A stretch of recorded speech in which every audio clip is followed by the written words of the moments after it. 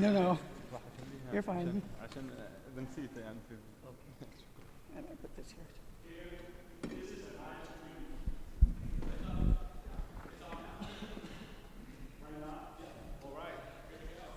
We are live streaming right now, so very good. All right.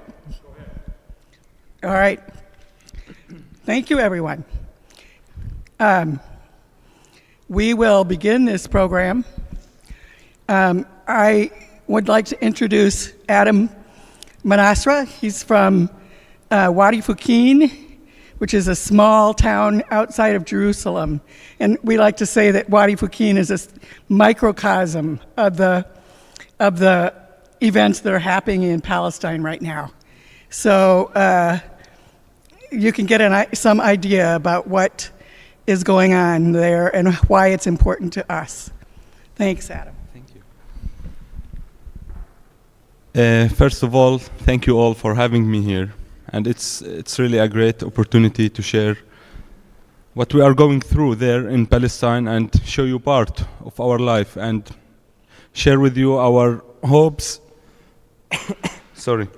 our hopes and our challenges in our lives, in our daily life. Another time, I am Adam Manasra. I am from Wadi Fukin. I'm 25 years old, born and raised in this small village near Bethlehem. Wadi Fukin is a small village located to the southwest of Bethlehem. The population of the village is less than 1,500 people. We are a small, quiet village. We depend on the clean and the clear nature and the environment. We used to live peacefully with our environment and with our people, just peacefully and doing our daily activities and help our people to live there. Wadi Fukin used to be like the breadbasket of that area. We used to sell our crops to Hebron, Bethlehem, and Jerusalem. And we had a huge crops, from our land. So, if you can see here, Wadi Fukin is a small village located between the hills. This is an old picture. If you can see on the top of the hill on the left and on the north, this picture is taken from the south side. So we are looking to the north. All these hills are covered with trees, but now not anymore, of course. So the location of Wadi Fukin is in the West Bank. We are located inside the West Bank. So part of our village is inside the green line or the borders of Israel. Here you can see this map shows what is left from the historical Palestine, which is the West Bank and Gaza Strip. And of course you can see that there is no connection between these two lands. What is in green shows the Palestinian Authority land, or what is the Palestinian Authority control in the West Bank and Gaza, and all the white shows Israel. And you can see the black triangles or dots. This shows the settlements inside the West Bank.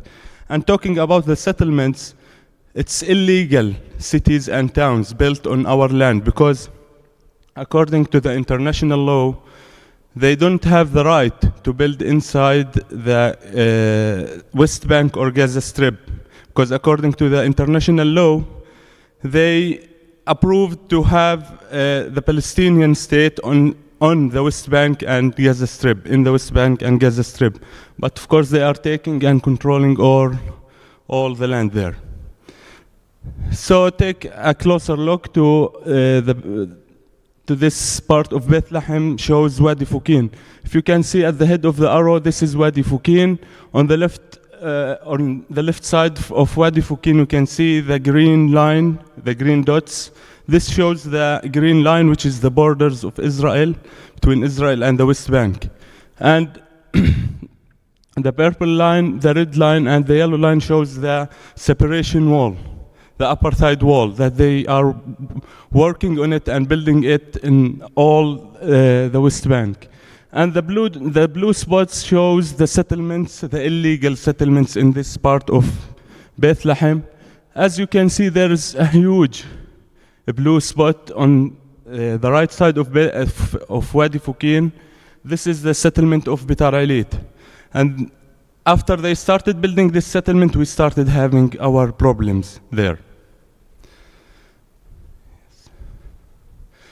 So our village is a small village, a small community, depending on the environment and the natural wildlife and the clean and clear environment we used to have 11 active springs. Natural springs, we used these springs to irrigate our crops and our land. As I told you, we are a farming community. All of us are farmers.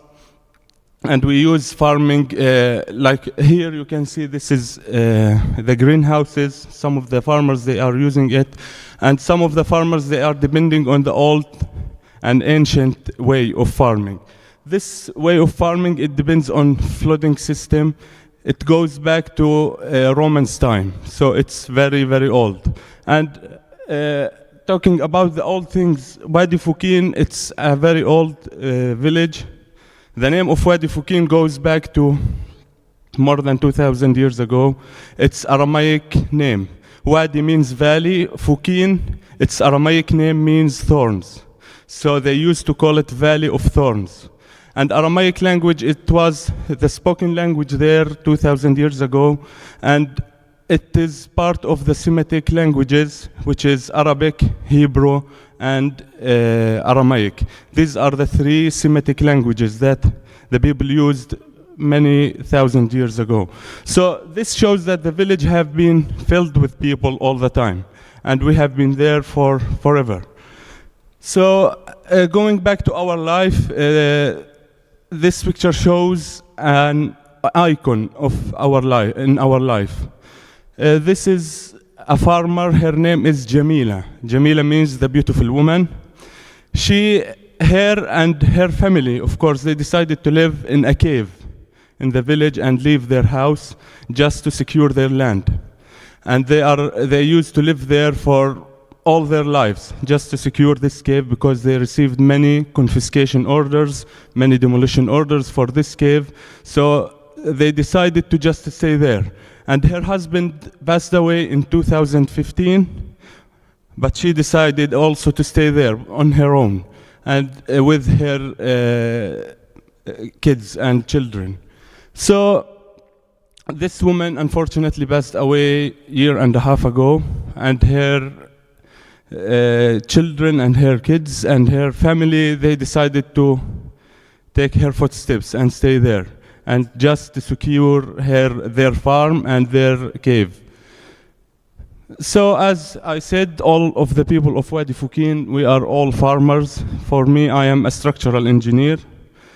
Whenever I have time, I go with my father, with my brothers, to our land and to farm our land, because we need and we have to keep our land good.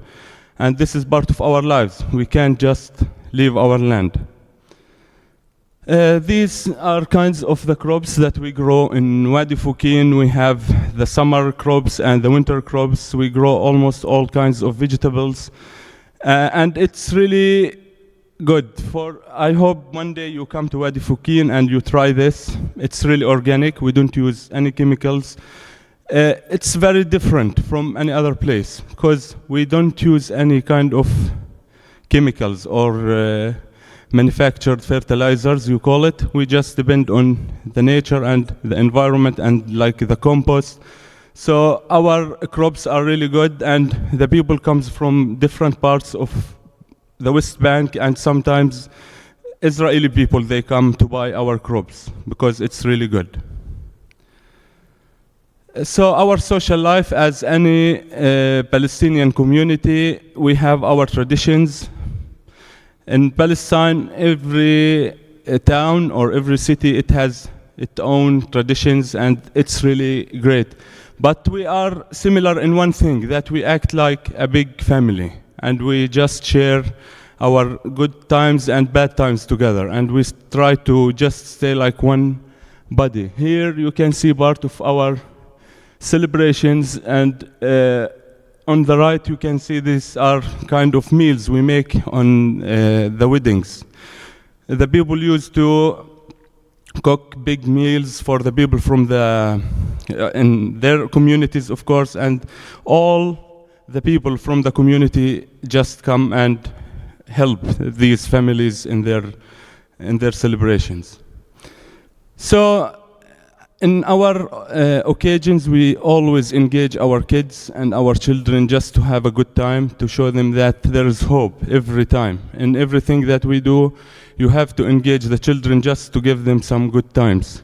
Because it's really important for us to give them like good times, because in the future they are going to grow up and they will start realizing all the bad things around them. So it's important for us and for them to have a good time before they realize everything. And here is part of our traditional dancing. This is called dabka. Maybe some of you who went to Palestine saw it. Okay, Wadi Fukin, this is part of the village. You can see it's all green. As we said, it's a small village. All of our dependence is on the clean and clear environment. And we had many difficulties during the years. This is the biggest and hugest difficulty that we faced, the settlement of Bitar Alit, located on the east side of the village. You can compare the houses on the left and the houses in the valley. It's a huge settlement. They took our land. They started building this settlement in 2004. You can see the improvement in the settlement. The small one, it was took in 2008. The bigger, it's in 2013, and on the left side, this is the newest one before we came for a few weeks. They are growing the settlement all the time. They are working 24 hours and 7 days per week. They don't stop. They are taking the land and growing the settlements as much as they can. And of course, after they started building this settlement, we faced many problems, especially environmental problems, since all our dependence is on the environment. They started working on the settlement, and they started just throw their waste onto our land. Of course, all the earth that they took of the places of the houses, they started throwing it into our land. So many parts of our village is covered with earth now. And after they started doing this, when the first winter came, all this earth just came with the floods of water, and that made like a thick layer of mud on our land. So after it dried, this layer became very hard, and you can't use this land anymore.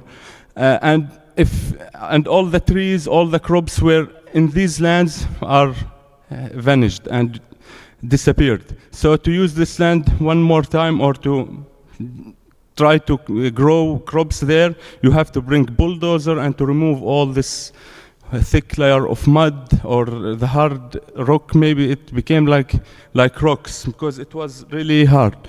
You have to remove everything to just use your land for the next times and to grow your crops. And also they started flooding the wastewater into our land. This shows part of these floods. Of course, when we are talking about the wastewater, I mean road sewage water and construction wastewater. So this kind of water, when it comes to your land, it kills everything there, and it will be fully polluted. You can't use this land anymore. So that made a huge damage into our land. The lands located beside the settlement, we are not using it anymore. And of course, we mentioned that we had 11 springs, and we depend on the underground water. So after this water, this wastewater goes inside the aquifers, it's polluted. So you can't use also this water anymore. People used to use this water to drink, to cook, and to like wash clothes and everything. And I'm saying this was maybe more than 20 years ago, but it was really clean water. But now it's not anymore. And of course, due to their expanding of the settlements, they used dynamites. And dynamites are made the expanding and the excavation work much easier for them, but it damaged our houses and our land. Because you can see, if you can see, the houses are located just under the explosions. On the top corner on the left side, this shows the explosions. So many houses are damaged from these explosions. And I remember I was in school when they used these. We used to just run from the school because it was really close to the settlement. And after many explosions, there was huge cracks in the school. And you can imagine other houses or other buildings, what happened there. So due also to their expanding of the settlement and on their plans, we started receiving demolition orders and confiscation orders for our land. This sign shows that this land is a state land and you can't use this land anymore because they want to. This land is located inside the village, of course. People have been using this land for their whole life, but out of nowhere where they came and they put this sign which shows that you can't use it and you are doing illegal work and this land, it's not yours anymore. So part of their demolition orders was giving demolition orders for agricultural facilities, such as this facility was used by this farmer to make compost fertilizers, to make it easier for him and the other farmers to grow their crops. And of course, this facility is located inside the village and away from the borders of Israel and away from the settlement. So it's not harming anyone, but they came and they gave this farmer this demolition order. And we think that they gave these demolition orders just because they have plans. So we think they have things they will do there. And also we received for water wells, and these water wells are used for agricultural uses. So these water wells also, it's not harming anyone, and it's also away from the borders and the settlement. So we don't know why they gave us this. And part of their works inside our village is uprooting olive trees. And they are trying to fight us in our olive trees all the time, because they know that olive trees for us are really important, and it's like part of our lives and part of our families. Because when it comes to olive trees and the olives, we have, like in our traditions, we have songs for the olives more than people. And we have we make the olive trees and the olive oil and everything, it's like a holy thing for us. It's not something you can mess with it. And they try to uproot the olive trees all the time and damage our olive farms always. So this shows part of their work in the village.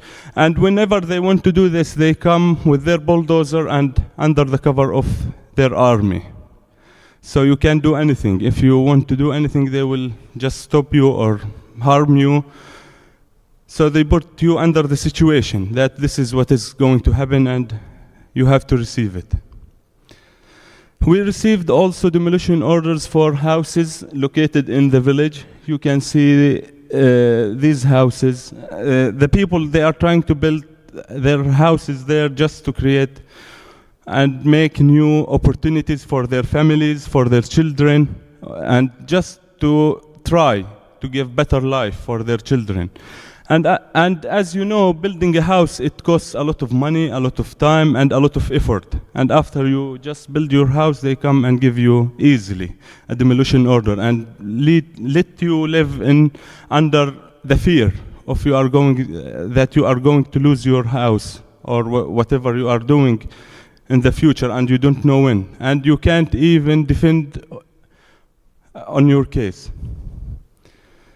We had this earlier this year. The army came with their bulldozer to demolish a land located on the north side of the village. This land was used was for a family from the village, and they have been using this land for years.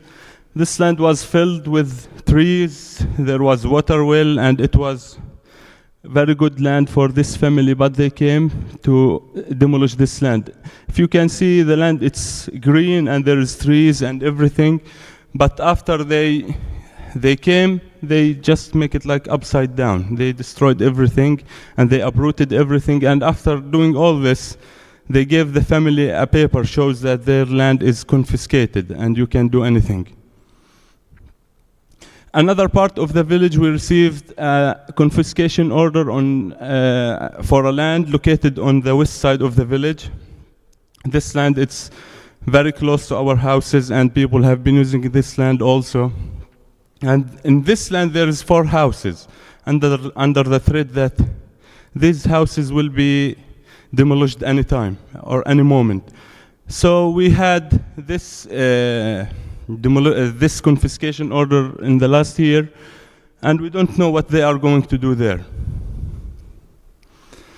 One of their plans is to build an industrial zone on the north side of the village. If you can see, the white spot shows the place of this industrial zone, and on the right corner you can see the area that they are going to build this industrial zone. It's filled with trees, it's filled with wildlife, and this is the last part of the trees that were surrounding Wadi Fukin. We lost all the trees around the village. This is the last, let's say, the last part of these trees, and they are going to build an industrial zone there. And you can imagine that the easiest thing for them will be throwing their waste on our land and damaging our underground water and our environment.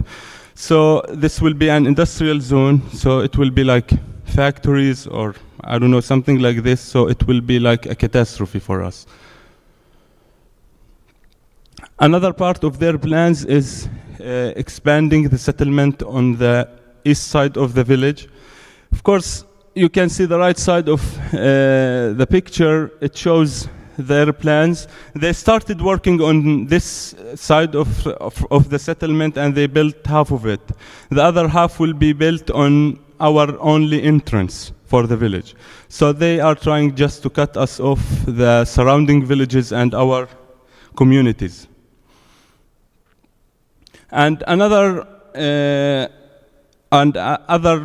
part of their plans is to build an apartheid road on also the east side of the village. It will be located under the settlement. This apartheid road will take what is left of our land from that side.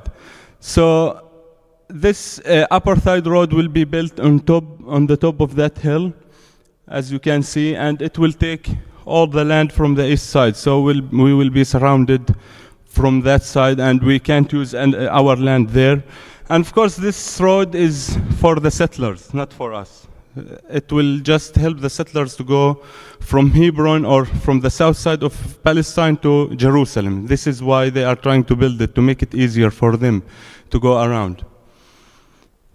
And after we received this plan, they came and they put the marks on the ground and they labeled all the trees, all the olive trees.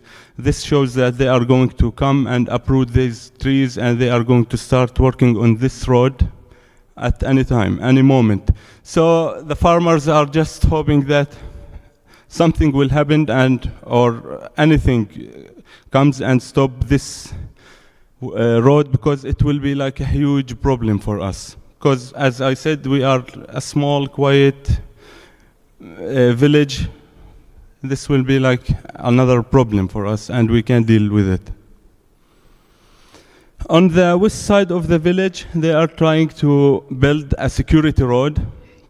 And parallel to that road, they are trying to build also sewage pipelines for them, not for us, of course.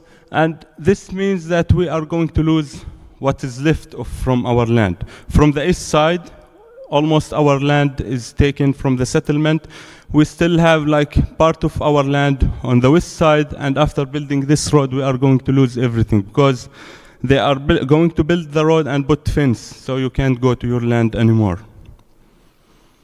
So here you can see both of their plans. The black one shows the apartheid road, and the yellow spots shows the security road, and Wadi Fukin is located in the middle, just squeezed, and they are trying to push us to leave our land. And they are doing everything that they can to do that, and to just try to vanish us from there and take our land.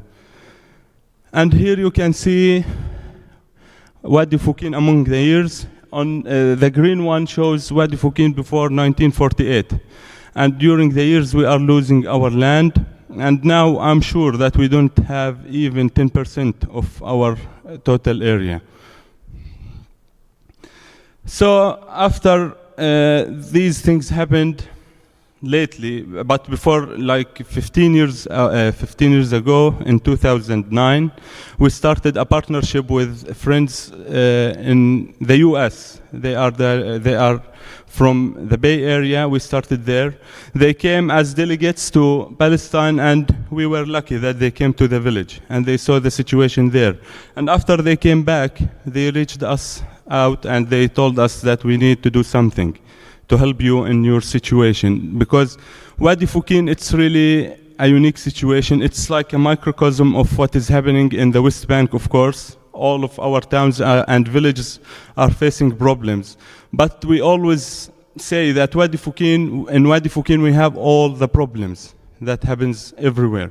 We have problems with settlements, confiscation and demolition, and we have problems with the army, we have problems of the settlers, so everything is there. And they are trying just to take our land and isolate us more, because it will be easier for them. So we started our partnership with Friends of Wadi Fukin in 2009. And after we started this partnership, we started working on different kinds of works. We started working on community development projects. They helped us in some projects in the village. And of course, when we started our partnership, they started just make trips and arrange trips to Palestine. And for them and for us, it's important for you to go there as pilgrimage groups. But it's not right for you to go there just to see the holy sites and just come back. You need to meet the people there. And it's really important to meet the people in Palestine and in our communities, and to go and see the situation around the West Bank and what is left of our land there. So they are trying to arrange trips as pilgrimage trips and meeting the people and meeting our communities and engage with these communities. And of course, we started working on some kind of advocacy work. So here you can see in the logo, this man is holding a stick on the settlement. This man is Yusuf Manasra. He is my grandfather. He's the one who pushed us and advised us to do this move and to have this partnership. If you can see, he's wearing an abaya, we call it, and it's a cloak, maybe you call it a cloak. He gave this cloak to Michael Yoshi. He's the founder of Friends of Wadi Fukin in Alameda. He lives in Alameda in California. So he gave him this abaya, shows that you are going to carry this responsibility and you have to do something for this village. And Michael Yoshi always says that after he received this abaya, a few years later, my grandfather passed away in 2017. So he said when that happened, he felt that the responsibility became bigger on his shoulders. And of course, on Friends of Wadi Fukin and all the people that comes to the village and help us. And he said that after he passed away, I felt that I need to do more things, and I just have to help these people more and more. And believe me, after we started our partnership, we had huge work in the village. So part of our achievements in the village, of course, under the community development, we built a soccer field. Of course, it's a unique project for us, and this soccer field was the first soccer field there. And this was the first place for us just to go and play soccer there. And this project came after the Israeli government announced that they are going to confiscate a huge part of our land. So this came like part of the peaceful resistance that we are going to build a soccer field on this land. And we built the soccer field in 2016, and now it's still there. And we are using it until nowadays. And also part of their work is, as we mentioned, that they arrange and we arrange together trips to the Holy Land, and of course we arrange trips for the people to come here and just meet the people and let them know about the situation. And part of their advocacy work, they reached out Congress people, Congress members, and they are sending them letters and giving them calls, and they reached, I think, 12 Congress members. And just to try to push them to act, and just they are trying to make something on the ground. So we hope the people are just doing this and reaching their representative in the Congress just to push them to do something for the West Bank and for Palestine and for Wadi Fukin. So this shows their latest trip that we arranged in May. Of course, we we make the people meet. We make the pilgrimage, or our groups meet the people of Wadi Fukin and do activities with them. Some of the activities is growing olive trees. Of course, we always tell them that olive trees are really important, so they just want to grow olive trees. It's really important for us and them, because for us it gives us kind of hope, and for them. And for the tour, or for the groups that comes for Wadi Fukin, when they come again, maybe in the future they will see their trees that they grow. And it's really good that in this way they will know what does olive trees means for us.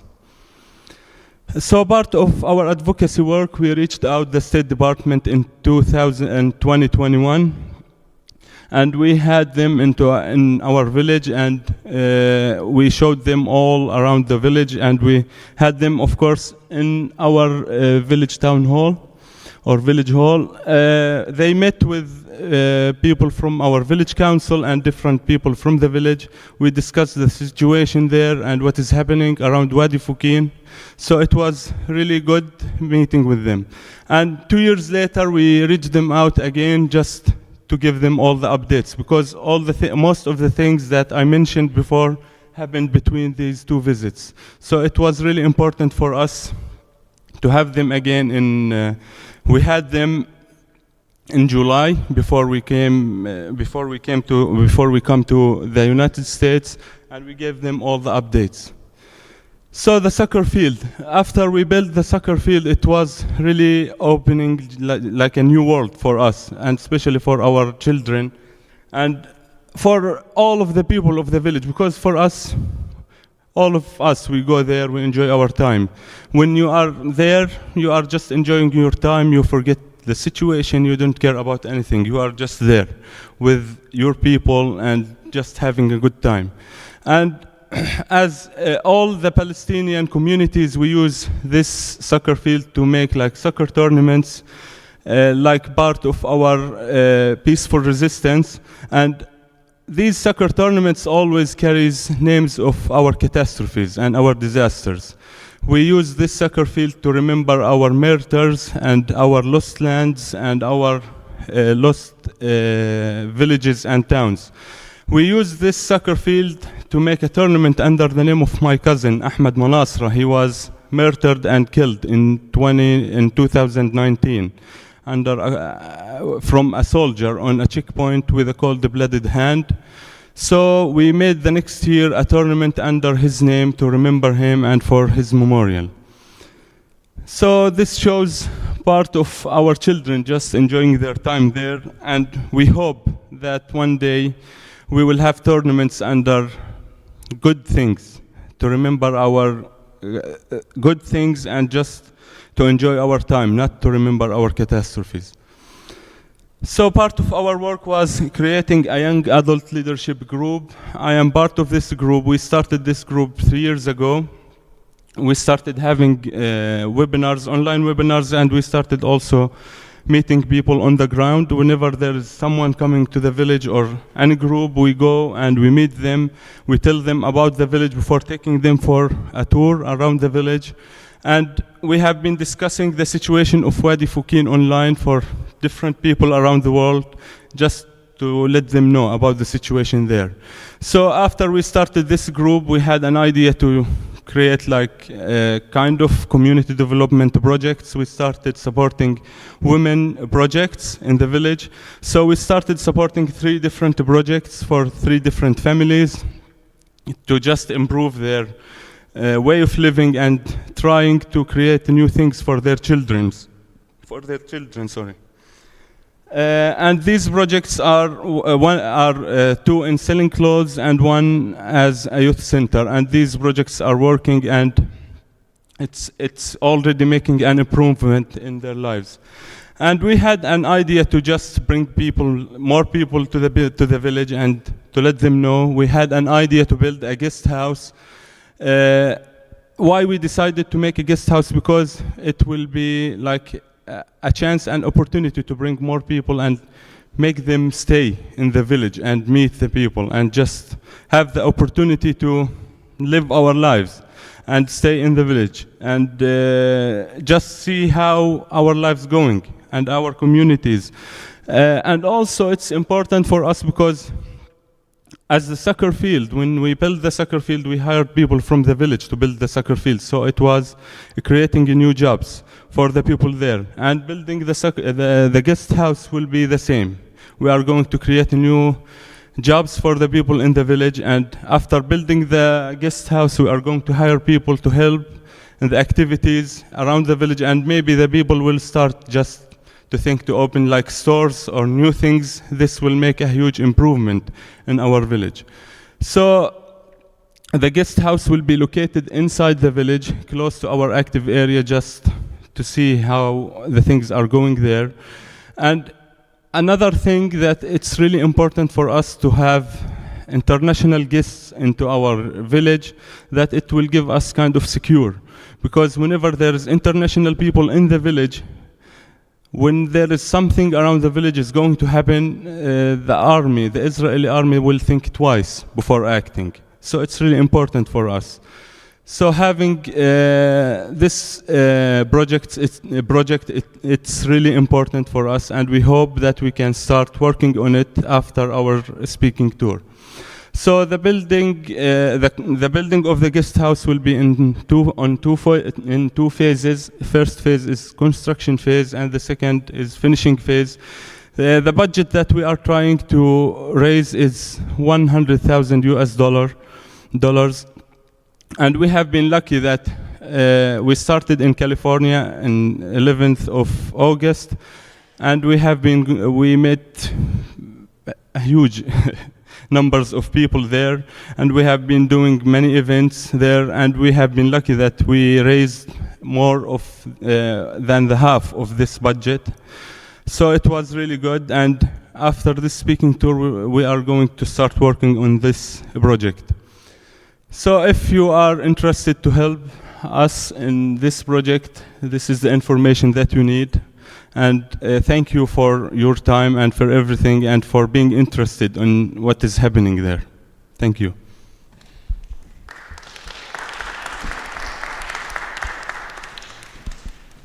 Thank you, Adam. I wanted to add that we will be starting a book study at the end of a week from this week. There it is. She's got it right there. And the books are available in the upper room, and they're $12 a piece. So if anybody would like to join us, please get one of those books. Does anybody have any questions?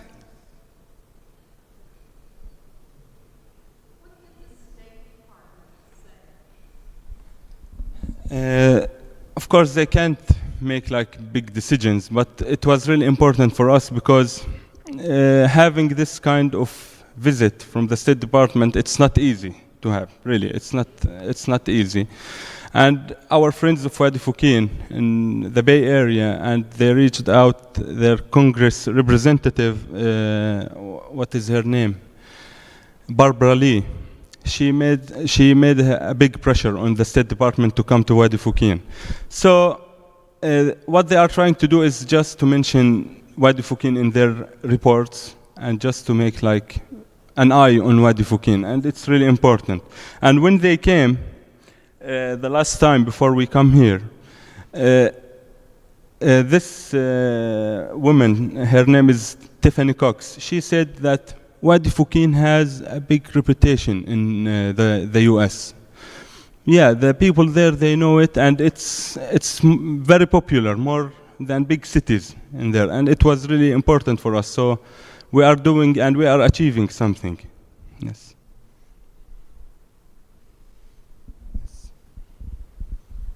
Yes, please. So you talk about confiscation of the land. Are Palestinians able to sell their land to outsiders? To sell their land? Yeah, if they have land, like We can. entitled to land, Yeah. and then we have the choice of selling our land or not selling, and the choice of who we can sell our land to. We have this, but we can just sell our land between us as Palestinian. We don't sell our land to the Israeli government or the Israeli side because we are not okay with what they are doing. So if I'm selling them my land, so it will be like I'm betraying myself. So we don't sell our land to them. We sell it between each other, yeah, but we don't sell it to the Israeli government, of course. It's opposite of what we are doing and what we are facing. We can't sell our land for someone who is stealing it. Yes. What happens is that what he's talking about is confiscation of the land is much like our eminent domain laws, except that they aren't compensated for what their land is worth, and they can decide to do whatever they want to with it, whether it's for public property or not. Yes. And the settlement, the people that live in the settlement, how do they earn their living? Of course, the government, it gives them like, what you call it, I don't know. It's just they are making everything easier for them. They bring people from around the world. You can come and have your house with half of the price, or maybe like a third of the price of any other place inside of Israel, and they bring people from around the world. Just come and live here. You are free of taxes. You don't have to pay anything, and we will give you salary. And if you just like bring children and grow your family, we will give you more money. So this is how they earn most of their income. And because they don't have to pay a lot for their houses, and they don't have to pay taxes and everything, so they can start their business, their whatever, and they can do whatever they want. Or they can just decide to stay at home, and their salary is coming for them. Yeah. Clarify a little bit. I'm Palestinian, and I live there. I live there, and I, know the situation firsthand. These are Jewish-only settlements, and the people that he's talking about, they bring from all over the world are Jews who want to go and live in Israel, and they have the right to go live there, and they live in these homes that are 3 times as big as homes that they can get within Israel proper. And they are for maybe 1/3 the price that they would get for a house that is, 1/3 the size. So you can imagine, the actual price of it. And Palestinians can never live in those places, can never use the roads that they build on confiscated Palestinian land that Palestinians were never compensated for. So they take the land, build homes for Jews only.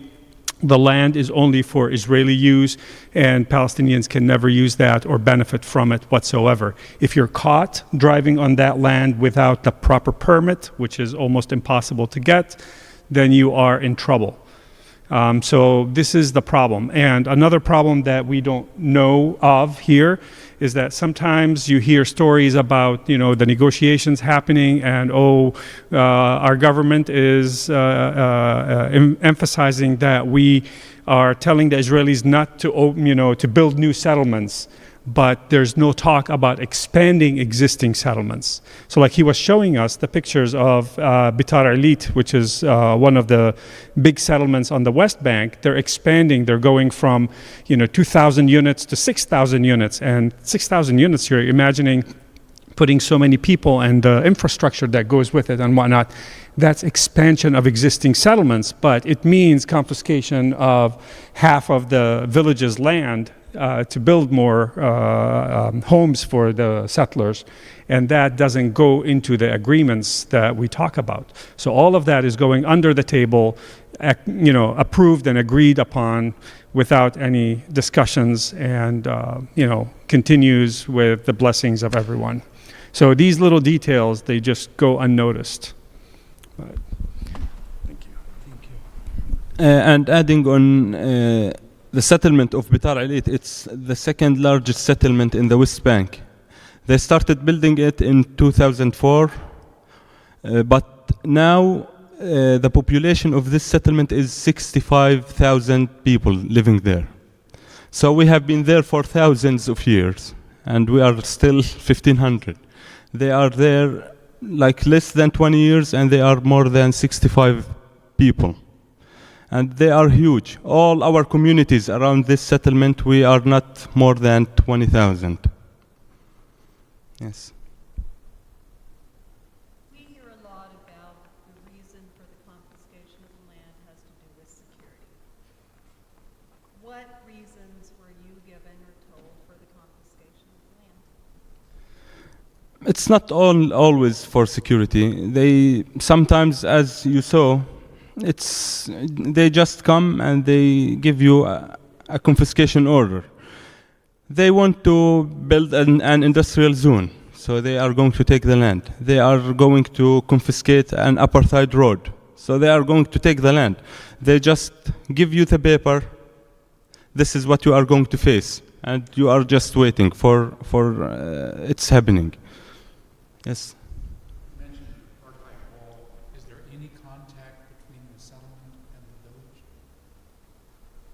Sorry? Is there any communication or contact, any relationship between the people in the settlement and the people in the village? To make it clear, the people in the settlement, they are Orthodox Jews. They don't accept even other Jews. They just accept themselves and whoever like them. Of course, you mentioned the apartheid wall. It was supposed to be built on the west side of our village, which will be like inside our land. It's not on the borders. And behind this, the borders, there's a town called Sur Hadassa. The people, when they announced that they are going to build this apartheid wall, they helped us and they stood with us to stop building this apartheid wall and everything, because there was like forests and it was filled with the trees. They didn't want to damage all this, and we just wanted to stop it. So we felt that, this is a new thing for us. So we felt that they are standing with us, but of course it's not usual thing. So after a few years, they started expanding their buildings there. So we felt that we have been betrayed, and we knew what they have done, that they stopped the wall just to expand their buildings. So there is maybe some few people, they don't want the situation to be like this, but they are like a few people. They are not making any change.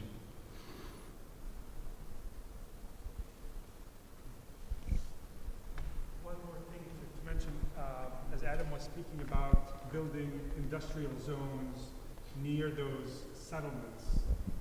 What they aim at sometimes also is that they build the industrial zones near those villages because they cannot empty the villages completely, but they use residents from those villages surrounded by the wall, and and have no work opportunities as cheap labor in their industrial zones. So they would give them permits to go into Israel or into those settlements to work. And when people have no other opportunity to work other than going into, the settlements to work, that's the only work they have, and they use them as cheap labor. So people are, sort of forced to work for the settlement in that situation. So that has been the policy of Israel, even within Israel proper, that they could not, in 1948 when they kicked all the Palestinians out that they could kick out, they went in, and the Palestinians who remained, they built around all the Palestinian villages, all their towns, and they prevented the Palestinian towns by building new Israeli towns or Jewish-only towns, and preventing them from getting permits to build more Palestinian homes. They built all industrial zones around them, and to tell you the truth, I worked in one of those, and they used the Palestinians as the laborers to build them, and they had no other opportunity but to work in those towns as laborers and, cleaning workers and whatnot. But all the high-tech industry and whatnot was basically theirs, and that was their way of hitting two birds with one stone. So this is a policy that has been in progress since the very early stages of the establishment of the State of Israel. That was the plan: empty the land from its original inhabitants, and if you can't, just make their life as miserable as possible. Use them if you can, or drive them out of the land.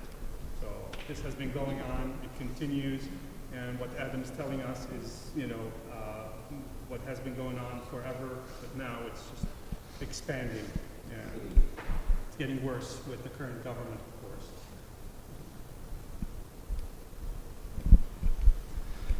Okay, thank you for giving us this opportunity, and it was really great to share with you everything. Thank you.